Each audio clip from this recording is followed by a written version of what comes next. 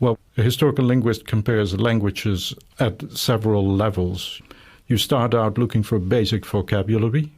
All languages of the world, natural languages at least, have words for eye and head and nose and ear, and for sky and earth, and for water, sand, and for sibling, mother and father. They may not have words for uncle and aunt. It becomes much vaguer because in one culture an aunt is different when it comes from your father's side than from your mother's side. You don't include snow. Most people know what snow is, but in the tropics you don't have it. So you look for notions that are totally comparable and that occur everywhere in the world. You take the 100 or 200 most universal notions in a human life. That is what you call a basic vocabulary. So you take basic vocabularies in languages that you think are related. You look for words that sound the same.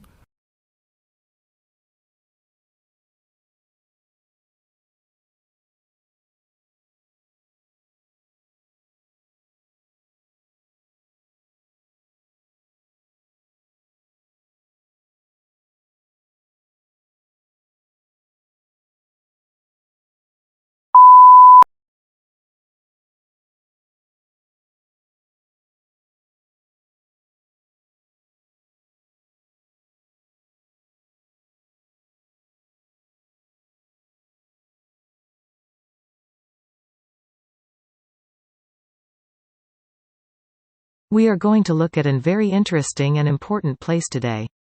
It is called the Mars, which is not far away from the Earth. Mars is an interesting neighboring planet to Earth with a similar geological surface and landscape, such as the desert, covered with rocks. Although there has not been evidence for the existence of water yet, the trace of heavy gases has existed on Mars for billions of years. Traces of a great amount of water in icy form just like mountains have been found.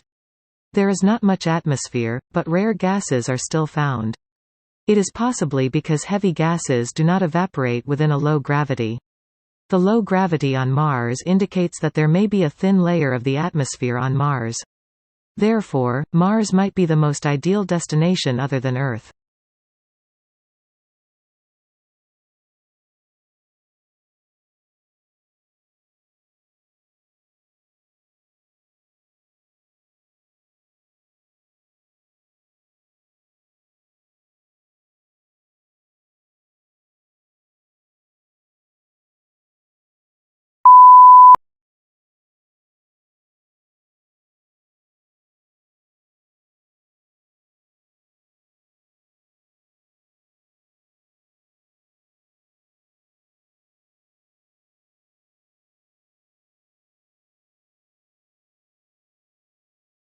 It is projected that people are going to suffer from a serious food crisis for the next 30 years until 2030. Unless immediate action is taken, it is increasingly clear that there is an impending global food emergency that could have long-term impacts on hundreds of millions of children and adults. We must double the yield of our production by increasing 100% to feed a growing global population and to cater for the future demand of food. This is an urgent matter and is quite frightening. About 50 million people risk falling into extreme poverty this year. People should elevate food production now. Scientists have predicted an increase in food production of 30% to 50% for developing countries in the next 3 years.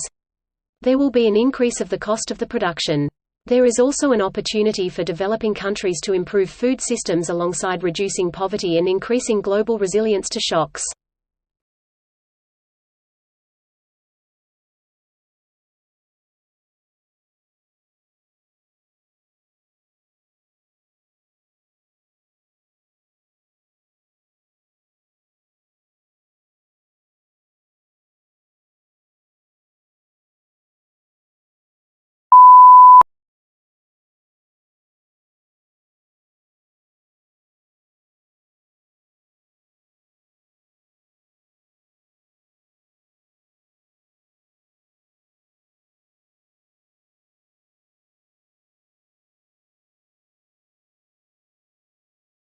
And then in the 1950s, philosophers had this novel idea that perhaps the mind is just identical with the brain.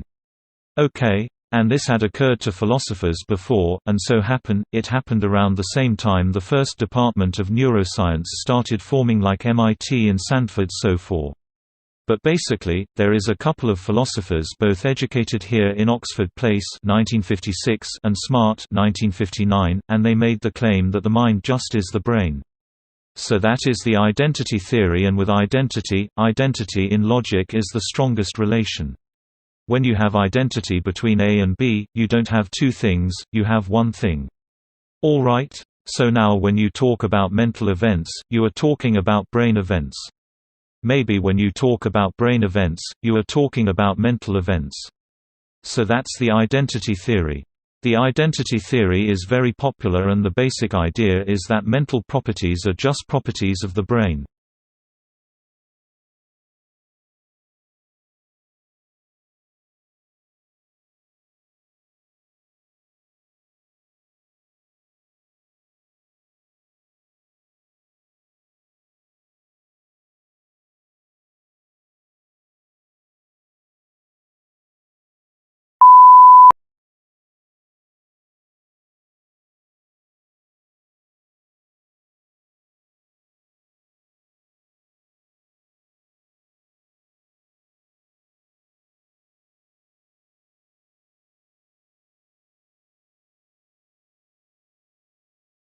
But you can see from the relatively crooked and narrow streets of the city of Rome as they look from above today.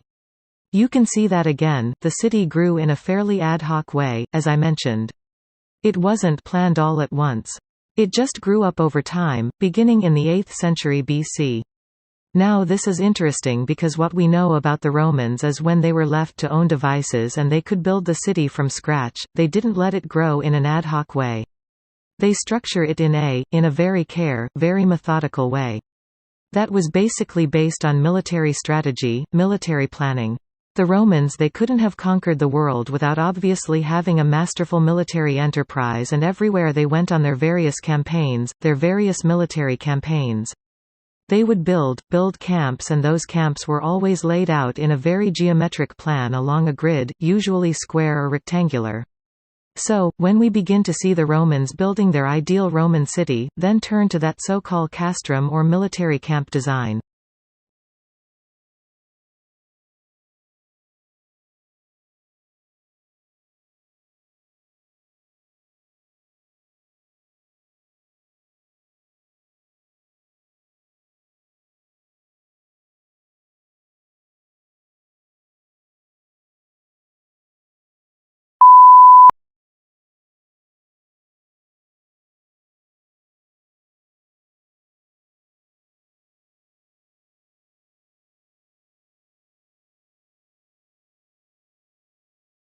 Subscribe our channel to get weekly and monthly PTE exam predictions, according to your exam date.